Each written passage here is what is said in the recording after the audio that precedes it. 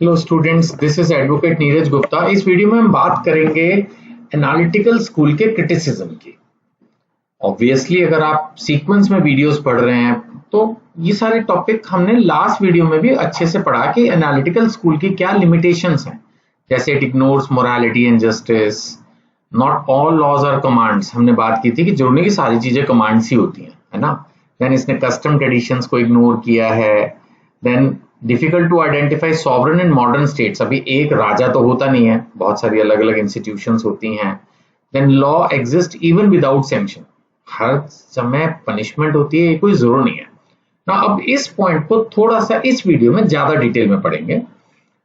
यहाँ क्या हुआ कि ऑस्टिन ने ये बोला कि sanction is an essential element of law. मतलब उसका कहना था जब तक पनिशमेंट नहीं होगी तब तक लॉ है ही नहीं। बट ऐसा नहीं है, हर कानून में अब जैसे कोई राइट्स हैं, कोई ड्यूटीज हैं, तो उसमें कोई पनिशमेंट वाली बात तो कुछ है नहीं। तो ये चीजें जो हैं वो इस तरह से चलती हैं। सो अब इसमें जो पॉइंट है वो ये है कि कुछ चीजें, कुछ कानून ऐसे होते हैं जो लोग विदाउट फियर ऑफ पनिशमेंट भी voluntarily, the laws are obeyed voluntarily without fear of punishment. ऐसा होता है। जैसे ट्रैफिक सिग्नल है, सड़क खाली है, फिर भी कुछ लोग रुकते हैं। कोई पुलिस ऑफिसर नहीं है, फिर भी वो लोग रुकते हैं। मर्जी है। कुछ लोग हैं जो टैक्स पे करते हैं, ईमानदारी से पे करते हैं, क्योंकि उनको अपनी ये सिविक रिस्पॉन्सिबिलिटी लगती है। ऐसे ही कुछ लोग registration of marriage, birth, death, उनको खुद ही लगता है कि हाँ हमें ऐसा करना चाहिए, वो करते हैं।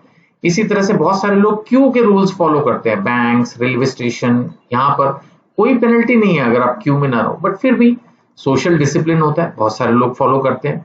ऐसे कॉन्ट्रैक्चुअल एप्लीकेशन, मैंने पहले भी कहा, पिछली वीडियो में भी बात की थी कि कॉन्ट्रैक्ट तो अपने राइट्स एंड लायबिलिटी ये कॉन्ट्रैक्ट खुद ही डिफाइन कर देता है। तो ये कोई जरूरी नहीं है कि आपके साथ हमेशा कोई ना कोई लॉ में ही पनिशमेंट्स लिखी होगी तभी होगा, ऐसा कोई जरूर नहीं। So that way law is sometimes not obeyed merely because of fear of sanctions. ये कुछ जरूरी नहीं है। Sometimes law लोग follow करते हैं out of habit, moral duty, social approval, convenience, respect for legal authority. बहुत सारे लोग out of respect भी law को follow करते हैं। तो ये एक सबसे बड़ा criticism है। दूसरी बात, ये जो थ्योरी है ये इंटरनेशनल लॉ को इग्नोर करती है, क्योंकि अभी वर्ल्ड में कोई इंटरनेशनल सॉवरन नहीं है।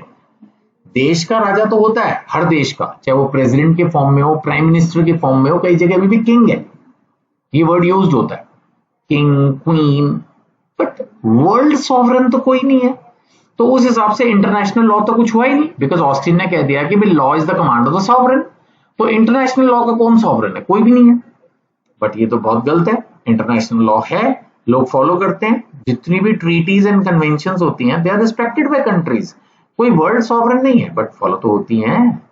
देन फिर सोशल नीड्स, वेलफेयर, सोशल, ये जो सोशल एस्पेक्ट है, social welfare, changing social conditions, इनके बारे में तो कोई बात ही नहीं की उन्होंने। उन्होंने तो कानून को बना दिया। अब कई कानून है ना जो बहुत पुराने, अब देखो आईपीसी 1860 का था, अब जाके 2023 में नया बना है। अभी भी नेगोशिएबल इंस्ट्रूमेंट 1881 का पढ़ रहे हैं, कॉन्ट्रैक्ट एक्ट 1872 का पढ़ रहे हैं, कितना पुराना है। तो कई चीजें हैं जो कानून है वो एग्जिस्ट कर रहा है, मैं ये नहीं कह रहा, लेकिन उसको सोशल वेलफेयर से कनेक्ट नहीं किया गया। सोशल कंडीशंस बहुत सारे, अब मॉडर्न लॉ अब जाके चेंज हुए हैं, कई मॉडर्न लॉज अभी भी पुराने ही चल रहे हैं। तो ये चीज है। फिर एनालिटिकल स्कूल ने माना कि भाई state is the sole source of law. ऐसे थोड़ी होता है भाई, कहीं ना कहीं कस्टम्स तो है ही। कस्टम तो ऐसा नहीं है ना कि देश में कोई कस्टम्स थे ही नहीं। हमारे यहाँ बहुत सारे ऐसे कस्टम्स हैं जो अल्टीमेटली लॉ में कन्वर्ट हो गए।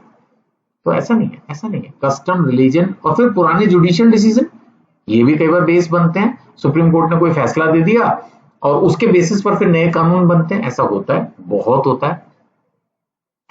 तो यहां पर इन्होंने क्या किया, एक मैकेनिकल रिजिड अप्रोच ले ली। बस जो कानून देश ने बना दिया, राजा ने बना दिया, बस वही सब कुछ है। ऐसा नहीं है। कई बार चीजें जो हैं वो अकॉर्डिंग टू सोशल डेवलपमेंट नए नए कानून बनते हैं। फिर जुडिशियल क्रिएटिविटी को बिल्कुल इग्नोर कर दिया गया। एक थ्योरी हम पढ़ेंगे जिसमें जजेस के बारे में बात की गई कि जजेस किस तरह से लॉ को इंटरप्रेट कर रहे हैं, उसकी भी अपनी एक अलग वैल्यू है। उस चीज को भी यहाँ पे बिल्कुल इग्नोर कर दिया गया। तो सुप्रीम कोर्ट ने जैसे आर्टिकल 21 को एक्सपैंड किया, वो चीजें इसमें बिल्कुल यूज ही नहीं हुई।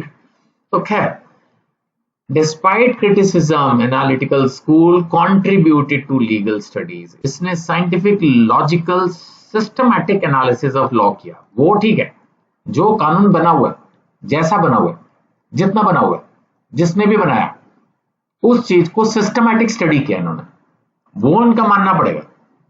इन्होंने एक तरह से सॉवरेनिटी, कमांड, सैंक्शन, ये सारे कंसेप्ट्स क्लैरिफाई कर दिए उठा के कि भाई ये होते हैं. तो इन कंक्लूजन इनको हम क्रिटिसाइज कर सकते हैं for ignoring morality, custom, social welfare, judicial creativity and international law. यानी अगर आप याद करना चाहें तो ये 4-5 चीजें हैं. अभी इसके अलावा वो रह गए जो मैंने कहा था, वॉलंटरी फॉलो करते हैं बहुत सारे लोग, और कई रूल्स तो ऐसे होते हैं जिसमें कमांड या सैंक्शन होती ही नहीं, बस वो सिंपल लॉ है, उसमें ना तो कोई कमांड है और ना कोई सैंक्शन है, यानी कि ऐसा कुछ नहीं है. अब जैसे माना अगर हम कॉन्स्टिट्यूशन की फंडामेंटल ड्यूटीज की बात करें तो उसमें कोई ऐसी कमांड वाली बात नहीं है, एक जनरल सजेशन है, भाई ये करो, जो नहीं कर रहा तो उसको कोई पनिशमेंट भी नहीं मिलती. तो ये सब चीजें हैं जो कि उसके हिसाब से इन्होंने जो कमांड ऑफ द सॉवरेन, अगर हम ये माने law as the command of sovereign, तो इन्होंने कहा इट्स टू नैरो, बहुत पतला सा एक छोटा सा एक विचारधारा पेश कर दी, बहुत ब्रॉडर वे में इसको नहीं लेके चले, बट फिर भी वैल्यू तो इसकी अपनी है.